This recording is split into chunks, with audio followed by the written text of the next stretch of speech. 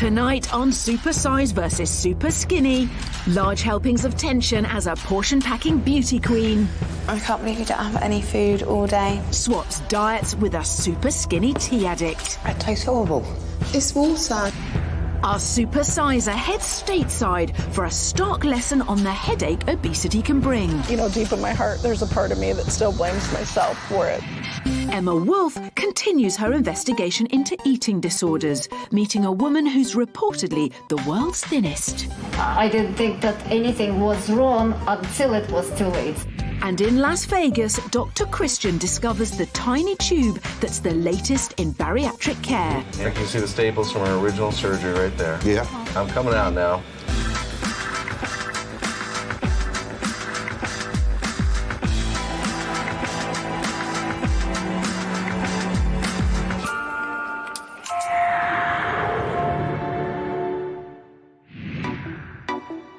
Over 70% of adults in England believe they're eating a diet that's quite healthy. Yet shockingly, 22% of our diet is fat-filled or sugar-laden foods, when it should be only 8%. On top of that, the number of people in the UK diagnosed with eating disorders has increased by 15% since 2000. It's time to rethink our attitudes to food, and Dr. Christian's getting tough at his feeding clinic. I brought together 16 people with some truly terrible eating habits. By pairing them up and getting them to swap diets in my feeding clinic, I'm hoping this is going to be just the tonic they need to turn their lives around. Okay, Charlene, come on forward.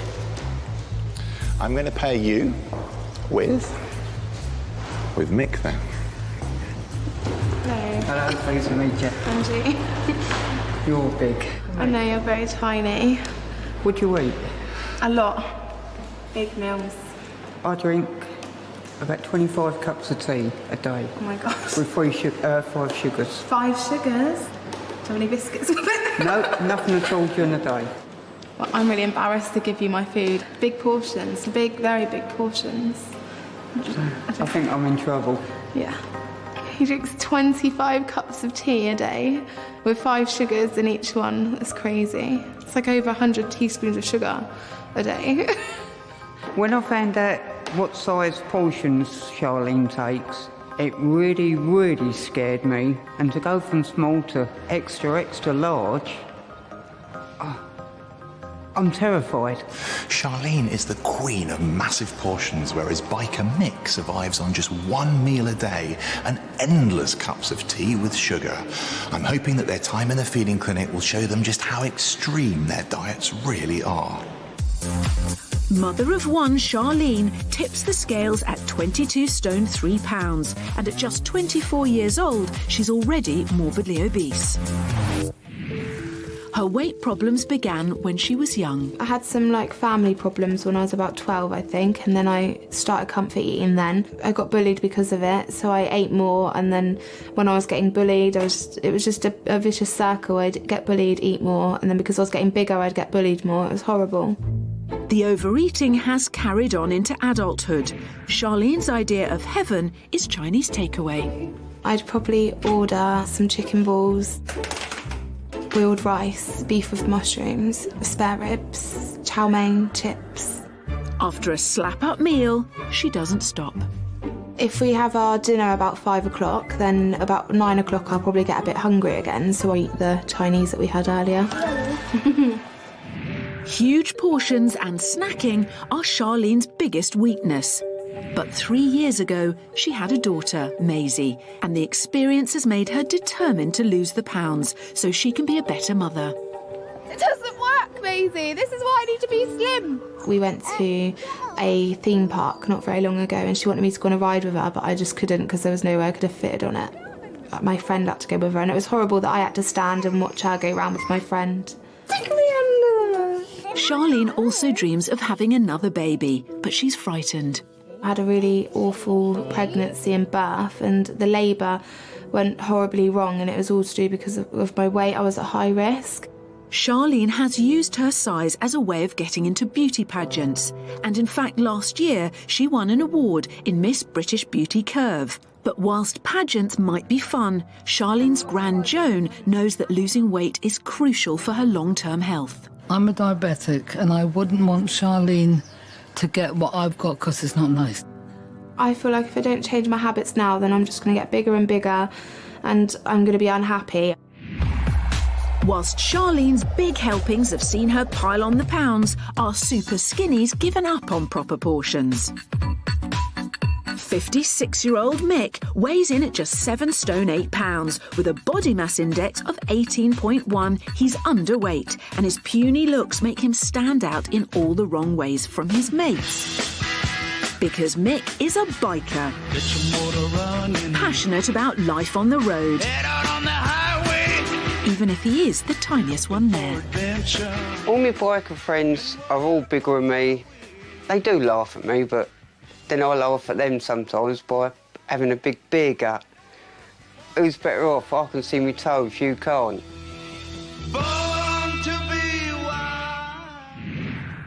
Behind the laughter, Mick wishes things were different. I would love to put on a bit more weight. It'd feel better on the bike and it make me feel better in myself. But Mick's chances of getting beefier are slim if he doesn't change his ways, because his daily diet is extraordinary. I get up in the morning, just a cup of tea with 5 sugars. Don't eat nothing during the day whatsoever until late evening. And even then, it may just be a quick cheese and tomato sandwich. That'll do me for 24 hours. Mick downs an astonishing 25 cups of tea every day, and he puts 5 sugars in each one. I can't drink tea without sugar. I've lived with it since I was 12, 13 years old. I'm now 56 and still the same weight and waist size.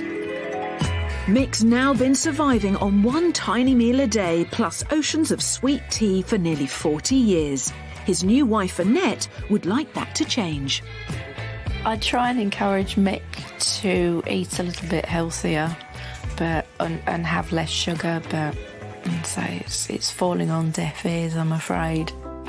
Fueled by sugary tea during the day, Mick's convinced himself he can't eat. I like food, but I just don't need food. My stomach just don't want to know. Soon, Mick will see if tackling Charlene's meals in the feeding clinic can persuade him to down fewer cuppers and start eating sensibly. But first, Dr. Christian has some shock treatment for Charlene. He's sending her to America to see what her future might hold if she doesn't change her ways.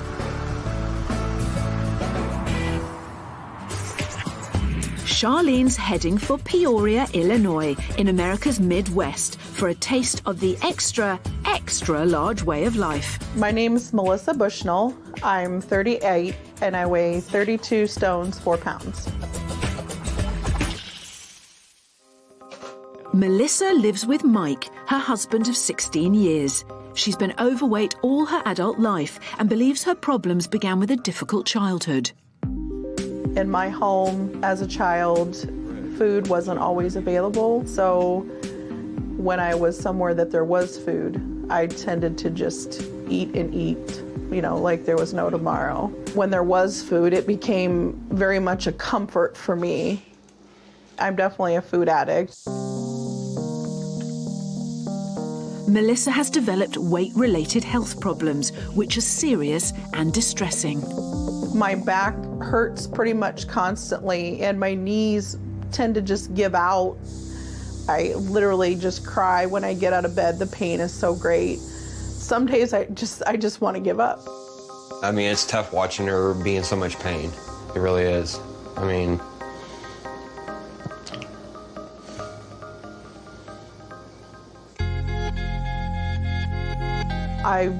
I want to be a mom. My greatest achievement in life would be to be a mother. And obviously, at my weight right now, I would not even consider becoming pregnant. There's just too many health risks.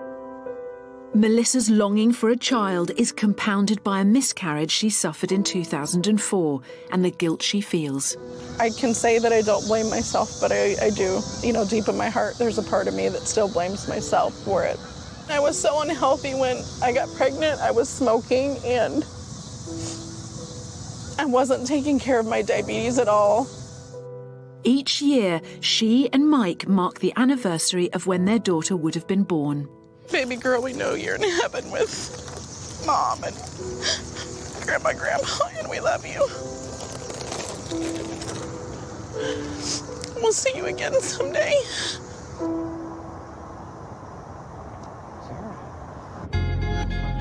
Charlene's reflecting on her role as a mum, as it's her first big trip away from daughter Maisie.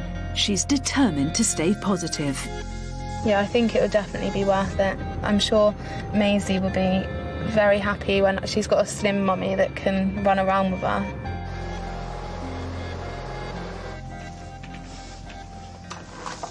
Hi! Hello. Hi, nice to meet you. I'm Melissa. Hello, Melissa. What's your name? Charlene. Oh, nice to meet Hello. you. Hi. Thanks for coming over. The women start by swapping life stories. When I was your age, I was about 250 pounds, which I guess is about 17 or 18 stone. I'm heavier than that now, so it does worry me that I'm so big already. I've got a little girl called Maisie. Oh. She's 3. Oh, that's beautiful. We haven't had a family of our own yet, so I'm hoping to lose enough weight that we can either adopt or, have a child on our own. So, do you have any health problems? Not at the moment. That's awesome. Melissa wants Charlene to realise how her health may be jeopardised if she doesn't change. Melissa already relies on an insulin pump for her diabetes and a host of other medications. This is my drug box. This is a diabetes pill. And then I have a high blood pressure pill, a thyroid pill, a water pill that kind of helps keep the fluid off me. And then I have the broken up one is for inflammatory, like for your joints, and a cholesterol pill. All these things pretty much have to do with my weight. I'm heavier than she was when she was my age, so if I carry on, I'm going to be heavier than what she is now. So I'll need all of the stuff that she's got. I've just told myself that I'm not going to have another baby until I've lost weight, because when I was pregnant with Maisie, loads of stuff went wrong and I almost died. So that's why I'm really scared about doing it again. So I just want to make sure that I'm smaller and healthier, and it's something that I really, really want. I want to be a mom so bad. That's the greatest desire of my heart. That's what the one thing that I always wanted was to have kids, and if I couldn't have Maisie, I'd be really, really sad. I think for a long time I just got complacent, but now it's time to fight back and say, you know what, I don't have to accept this. This does not have to be my life, and it surely does not have to be yours,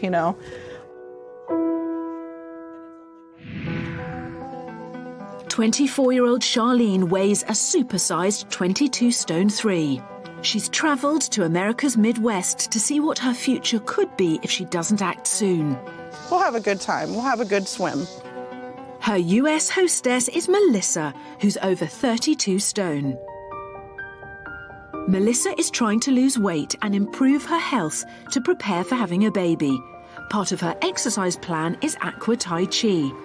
Water provides support for people with back and joint problems like Melissa. My heart rate will start. I'm like, yeah, I'm burning calories. And it's better than being on land and running on the treadmill till you feel like you're going to fall off, As the two compare notes, Dr. Christian is en route to Peoria to meet them, hoping they've clicked. I've paired Charlene and Melissa together for really one thing that they have in common, and that is children. Melissa would love to have children, Charlene would love to have another, but for both of them, their weight is holding them back. Just as he hoped, the desire for children is bonding the women. I just know I want to be a mommy no matter how it happens. And, part of that is that I know I have to lose weight so that I'm healthy enough to care for a child. For Charlene, longing for a second child, it could be a timely message. And Dr. Christian's come to make sure she gets it. Hello. Hi. How are you, Charlene? Hello. Nice to see you. Hi, Melissa. Nice to meet you. I'm Christian, the strange doctor from England. Dr. Christian wants to understand how Melissa's experience of miscarriage is affecting her.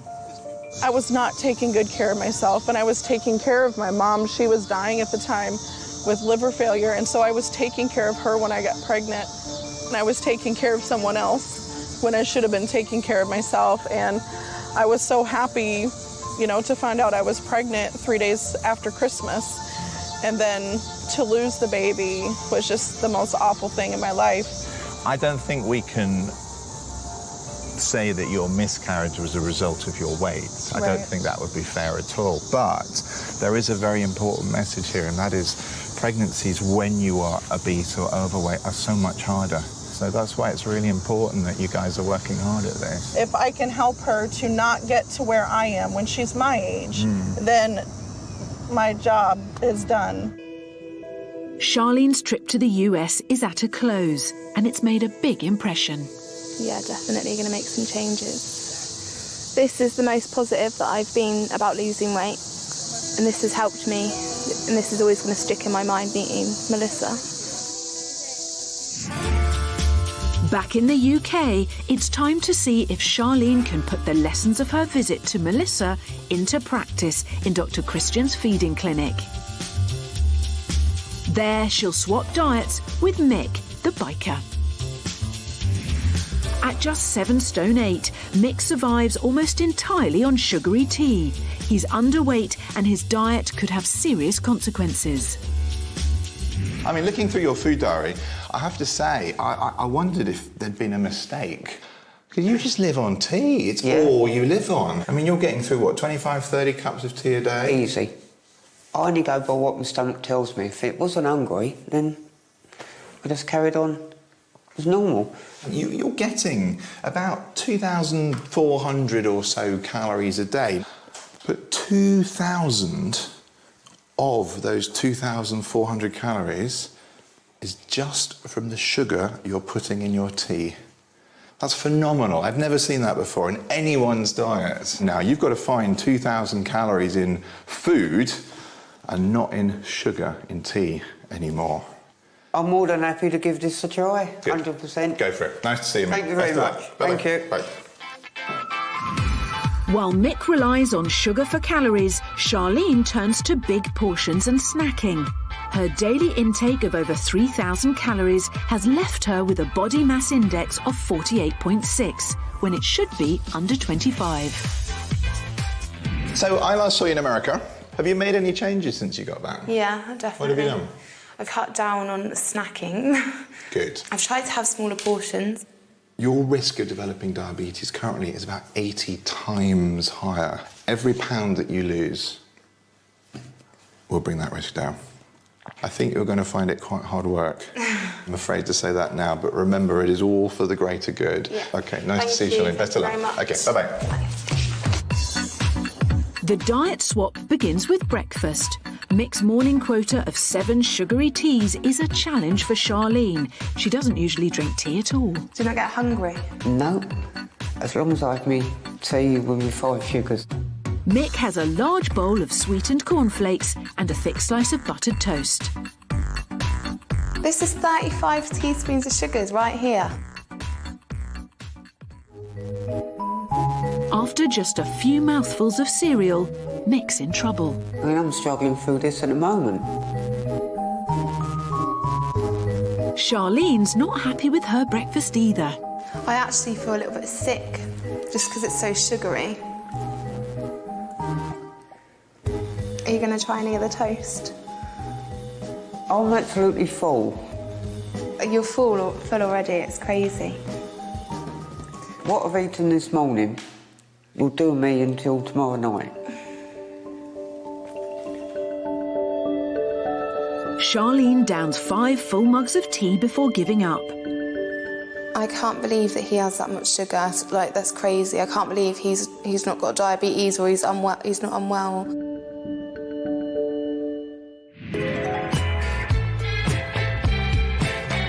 Dinner time brings Charlene another 7 sugary teas. For Mick, there's a mammoth plate full of lasagna with half a garlic and cheese baguette. I don't think I can. What, not even any of the lasagna? I'm just not hungry. I can't believe you don't have any food all day. I'm frightened to even take a bite of it.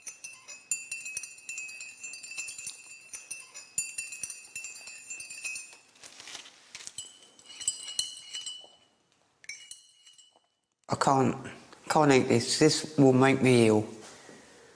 My stomach's rejecting it. And what about your garlic bread? After nearly 40 years of not eating properly, it seems Mick's just not able to stomach the idea of eating a full meal. Just can't eat no more. My stomach's just not allowing me. I'm done now. I can't drink anymore.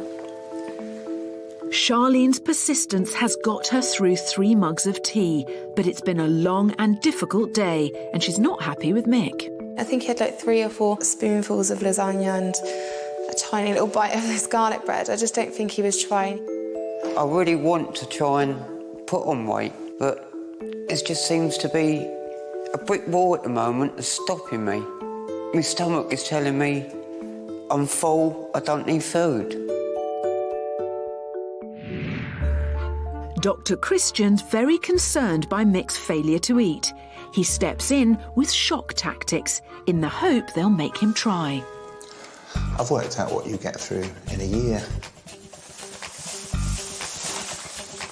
154 kilos of sugar in a year.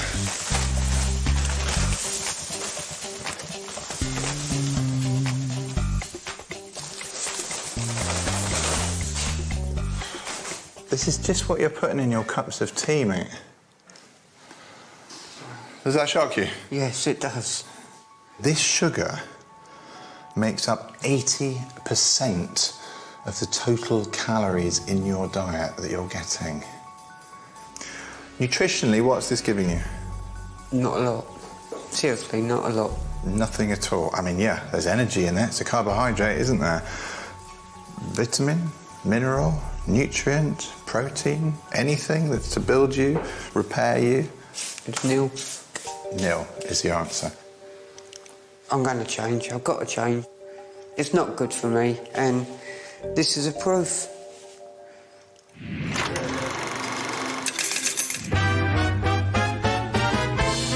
The 40 million visitors who come here to Las Vegas every year come for the entertainment, the gambling, the food, and the excess. But away from the bright lights and casinos of Las Vegas, another business is booming. Last year, there was a reported 80% rise in weight loss surgery, with Sin City fast becoming the go-to destination for bariatric procedures.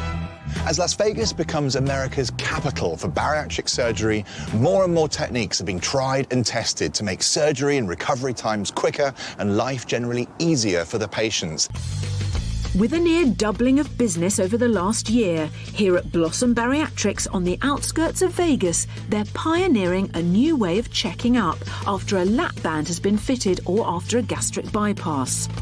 41-year-old Bridget is visiting the clinic to undergo this groundbreaking procedure that will see how her stomach is faring after major weight loss surgery. So, Bridget, you're coming in to have what done today? I'm coming in to have a TNE done. TNE, transnasal endoscopy. Yeah. It's a little tube up the nose, down into your tummy. To see how things are doing in there, making sure I don't have any ulcers. Are you worried about it? Oh, yeah, I'm nervous about it. Okay, I'll hold your hand, all right? 10 years ago, Bridget weighed 22 stone, which was dangerously affecting her health. I was borderline diabetes. I had severe feet and knee pain where I was getting injections. After opting for gastric bypass surgery in which her stomach was stapled, restricting the volume of food she could eat, she managed to shed a massive 10 stone in just 1 year. It was a good thing for you then, the bypass?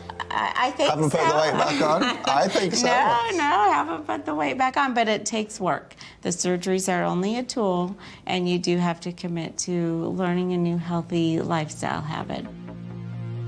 Dr. Thomas Umbach is one of the USA's leading figures in bariatric surgery and founder of Blossom Bariatrics. Today, he's using the latest generation of miniature cable cameras to examine Bridget's previous surgery and the condition of her stomach by threading it down her nose. Same size as your straw. Okay. Okay? So what we'll do is we'll sneak in the nostril there, and we'll drop into the top of the mouth, and we'll go down into the esophagus. Okay? This aftercare tool will help explore and detect any potential underlying problems, such as ruptures or ulcers. By going through the nose and not through the mouth, the gag reflex and possible nausea is avoided. Yeah, the vocal cords there. Yeah. Its size and flexibility means there's no need for Bridget to be sedated, and she's awake throughout the whole procedure. I want to see. What you're looking at? Well, we're at the bottom of her gastric bypass pouch. In fact, you can see the staples from her original surgery right there. Yeah. No major ulcers, no major problems. Looks good all the way around. After a relatively painless 12 minutes, Bridget is given the all clear. I'm coming out now. Okay, all done. How was that, Bridget? It was fine. I want coffee. This procedure really was very simple, actually, wasn't it? So compared to having a proper endoscopy, one of those great thick tubes that you have to swallow, Oh, yeah. Technology's made this easier for you and a lot easier for the patient. Oh, exactly. 10 years ago, it would have been a tube the size of my thumb, probably. Yeah. And we would have had to have an anesthesiologist here. It would have been done in a hospital. So absolutely, we do it here and it takes 5 minutes. And obviously all of this technology you need, because here in Las Vegas, you've got a lot of demand for this sort of thing, right? Yes, we're using it to help our patients, which is what it's all about. Although new technology is making bariatric procedures quicker and more successful, when it comes to weight loss, there's still no substitute for healthy eating. It's the next day at the feeding clinic. Mick has only a glass of fizzy water and 3 slices of toast to contend with. Charlene's got through 18 mugs of super sweet tea, only to be confronted with 8 more. I've had a sugar overload, my head hurts so bad, I don't even think I can stomach it.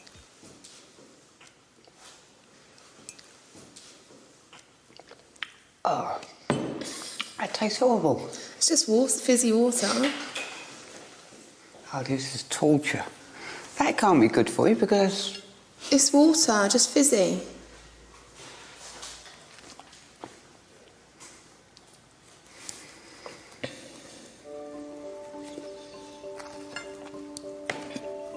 I can't eat no more.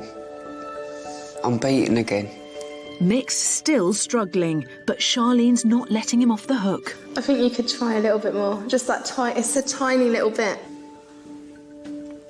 My stomach just don't want to know. Charlene's given the swap her all, but her 23rd cup of sweet tea is one too many. I feel really, really, really sick.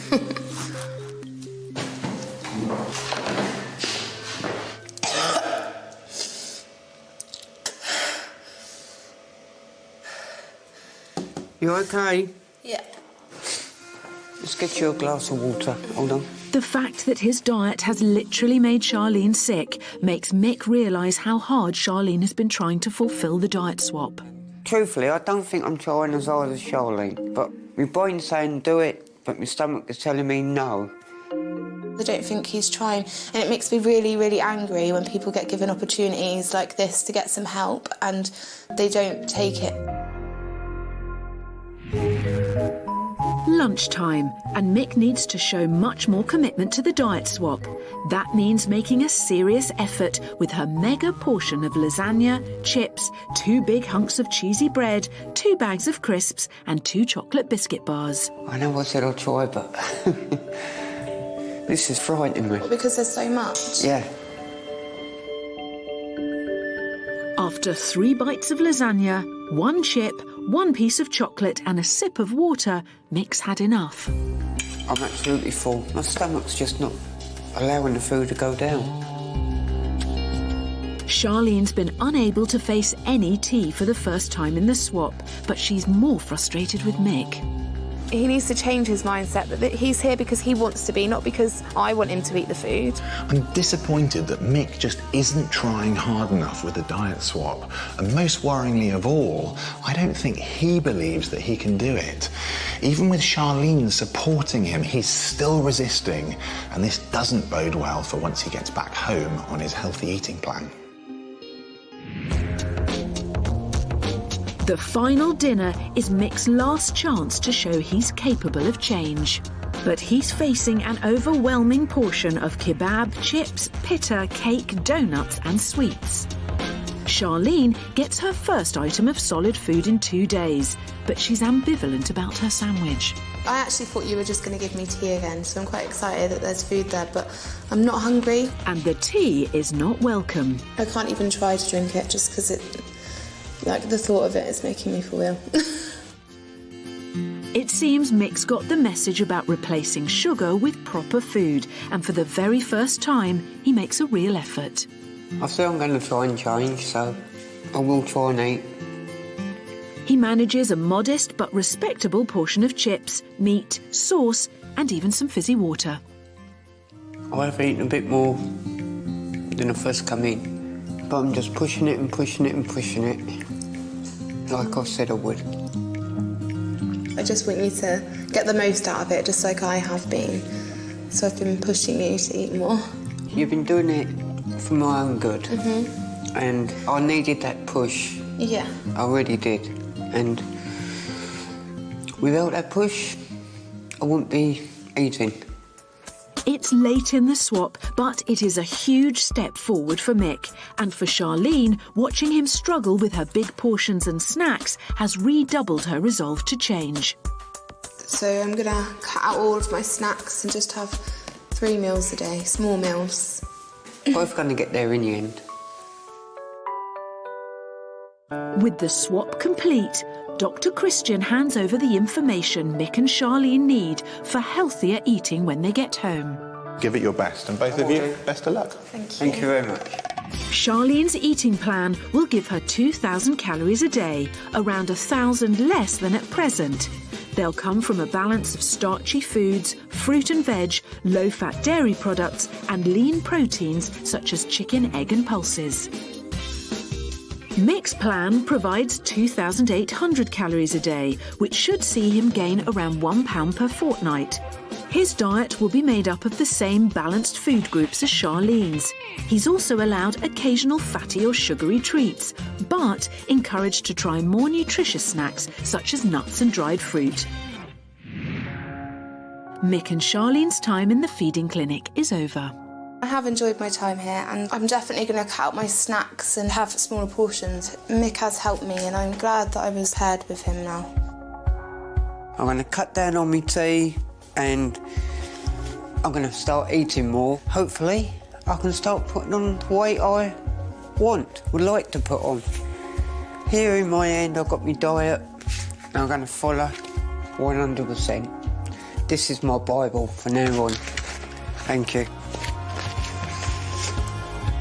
Mick and Charlene now have just under 2 months before they come back to the feeding clinic to step on the scales.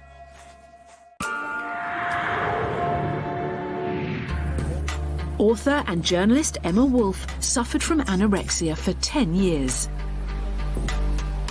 I thought there would be a massive hole in my life when I recovered from anorexia, but there isn't a hole. Everything else just expands to fill the gap, and it feels wonderful to finally got rid of the millstone around my neck. 1 in 20 teenagers are believed to have anorexia, and sadly out of these, nearly half will battle with the condition for their entire lives. Tonight, Emma is meeting a woman who has never recovered from disordered eating and is reported to be the world's thinnest woman. 40-year-old Valeria Levitin weighs no more than a small child and has been struggling with disordered eating for over 20 years. I was born and raised in Moscow, Russia. I was never a very fat child, but I was never a slim child. My mother was strict, she was demanding. She didn't want me to struggle with my weight when I grew up, so she wanted me to control a little bit my eating. When you're always a little controlled about what you eat and how much when you're a child, it sticks with you for the rest of your life. In her teens, Valeria's family moved to America, and she believes that being uprooted at a young age may also have contributed to her eating disorder. You want to be accepted and liked by your new peers, and the thin girls are more popular than the girls that are slightly bigger. And so I wanted to be a little slimmer. In her early 20s, Valeria took part in a beauty pageant where she gained newfound confidence from being told how great she looked. and she became more focused than ever on keeping her weight as low as possible. At the time, I was looking healthy to everybody, looking very beautiful, but already I had issues with eating. Where does an eating disorder start and an innocent diet ends? I didn't think that anything was wrong until it was too late. Valeria is very aware of how extreme her look has become. We're not designed to be skeletons. We will all be skeletons at one day, for sure. But we're not supposed to live like skeletons.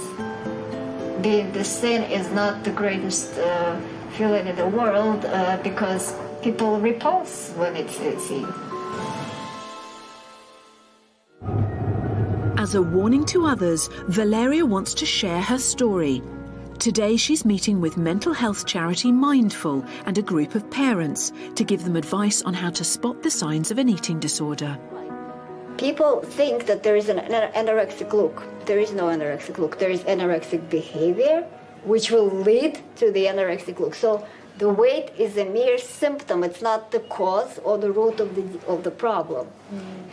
How would a parent spot them early signs? Any kind of obsessive behavior with food, whether it's, all of a sudden they start selecting very carefully or cutting out certain things. How would you suggest a parent approach their child if they were worried about their eating or, suspected that they might have problems? I think it should start much earlier. It should be like part of upbringing, part of healthy upbringing. Not focusing too much on food or appearance. Don't focus on the negative. It's important to tell your children that, they are the best. They're good, they're smart, they're beautiful. The best medicine in the world is prevention. Whilst Valeria has been telling parents about the dangers of eating disorders, Emma Wolf is making her way to meet her for the first time. She's intrigued to find out why Valeria is warning others on eating disorders when her own is so deep-rooted and apparent. What is it like to live with the label, the thinnest woman in the world? I just have no idea. I feel really quite mixed between fear at meeting her, because she's really, really not well. But also, I'm interested, and I just want to find out what her life is like. I just wanted to start by asking, reportedly you're the thinnest woman in the world. What does that label feel like? I don't know who says that and where they got it. Where does that come from? I have no idea. I have never stated that. It was never documented. I never went to any kind of competition for it, that's for sure. Wherever Valeria goes, she gets stared at. Do you care when people stare at you? I don't know. You get used to that, but I like to be left alone. Valeria is adamant that her health is improving and she's motivated to get better. Anorexia is purely in your mind when you try to be thin. I don't try to be thin anymore. For you, do you think it's gone too far that you just can't get back to a normal weight, or do you think that you will gradually? I will gradually. You will? You really believe that?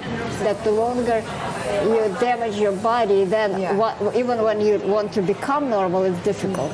There is food that I like and there is food that I can eat right now because of the state where my body is. Despite the fact that Valeria's eating disorder is deeply entrenched, she is working hard to put others off going the same way. Going public, I want to advocate that you don't want to look like me, you don't want to go down that path. I think that's really brave of you. Well, in a way, because in a way you're saying my example is correct. To show you. Not to be like me. Yeah. Valeria receives emails from all over the world, from people searching for help and support on how to get better. Yet regrettably, some people aspire to have a body like hers. Unfortunately, a lot of people are asking me for advice, how to be like me and how to lose weight. I just tell them that it's the wrong path to starve yourself and to go to self-destructive behavior that will eventually, isolate you, destroy your life, and you will not be the person that you would want to be. But I'm very proud because I get letters from girls say I would do anything to starve myself. And I looked at you and I realized, you know what? Life is so much more than this 5 kilos, and I stopped. Meeting Valeria has been a very, very emotional experience. It's shocking for anybody to see how far anorexia can go. And so she is helping others as a warning to what eating disorders can do. Absolutely takes your breath away. Just under 2 months ago, Dr. Christian gave healthy eating plans to Charlene, Queen of the Mega Portion, and Mick, a tea junkie. Today, they're back at the clinic for a progress check. I'm feeling nervous about the weigh-in today, just because I hope it's what I'm expecting. I really do hope I've put on a little bit of weight with all the hard work I've put into it. Charlene, welcome back. You look very, very well indeed. Thank you. So what's new? I go to the gym every day. Really? Yeah, sometimes twice a day. Goodness me. And I've just been planning my meals. I've started making everything from fresh, and as everyone knows, my favourite food was Chinese, but I've learnt how to make a healthy way at home. Portion size? Portion size is cut down a lot. You're not starving hungry all the time? If I get hungry, I just snack on fruit. We talked a bit about when you had Maisie, your first child, and now I think you're a bit nervous about having another, but you would like another. Yeah. Do you think with what you've achieved so far, that confidence is going to come back? Yeah, when I've lost some more weight, I do definitely want another baby. Good, I'm pleased. I think you're looking great. I think you've definitely made some changes for the better to your life. Whether or not you've lost any weight, we won't yet know, but I'll tell you in a bit. So, Mick, welcome back. It's nice to see you again. You too. It's only been a relatively short time since you were in the feeding clinic, but what changes have you made in that time? I was drinking about 25 cups a day. You were? I'm down to about 10 and 12 a day. Mick, that's good. With only 3 sugars. That's a big difference, though, to be fair to you. If you haven't been eating enough food, you would have lost more weight. I think I'm eating enough food. You do? I have a pasta salad or tuna salad, then a roll mid-afternoon, then my main meal, then snacks of the night time. Is this something you think you can keep up, though, to 6 months? Oh, definitely. Good. I'm pleased. Well, very soon you will find out whether it's worked or not. It's time now for Charlene and Mick to compare notes. How are you? Oh, fine, thank you. You look really well. So do you. So have you been able to cut down on your tea and your sugar? 12 cups a day and only 3 sugars. That's really good. Have you cut down on your foods? Yeah, definitely. I've cut down. I followed the plan religiously. Well, how are you guys doing? Good to see each other again? Yes. Yeah. You look lovely, doesn't she? Yeah, she does. Yeah. So, this is the big moment, when you find out, has all the hard work that you may or may not have done, Mick, paid off?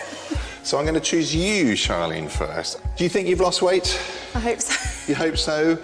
What would you like in an ideal world? Like a stone. Well, you have lost a stone. You actually have lost 2 stone and 2 pounds. Oh my God. Oh my God, indeed. How do you feel about that? Really good. Congratulations. It's really good. What do you think, mate? Oh, well done.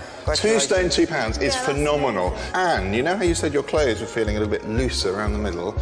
It's because you have lost 8.5 inches from around your tummy. It's crazy. That's a lot. Yeah. You've done fantastically. Yeah. Well done. Thank you. Right, so Mick, you've got to That's my turn. match that sort of a standard. Do you think you're going to do it? I hope I have. There's a bit of a result for you. A bit. That's good then. It's more than good, Mick. You've put on half a stone. Wow. Half a stone is a huge amount. That's good. In such a short time. So those changes that you made are working. Weight gain is possible. Even if you're a little bit older and more stubborn and drinking gallons and gallons of tea, you can still do it. And you have. What do you think, Charlie? Yeah, that's really good. Well done. Thank you. You think you'd do that? You didn't really, did you? I didn't think I could do it. To be honest with you, Charlene, nor did I. And you surpassed my expectations, and that's all I That's want. good. Well, both actually surpassed my expectations, so I'm very, very pleased. Well done. I was so shocked when Dr. Christian said over 2 stone. I was hoping for a stone. So now that I'm losing weight, hopefully this time next year, I'll be healthy enough to have a child. Because I've gained half a stone, I'm well pleased. I didn't think it was possible. Well, now I know I can gain half a stone, I'm going to carry on and hoping I'm going to get over the stone mark. So watch your space.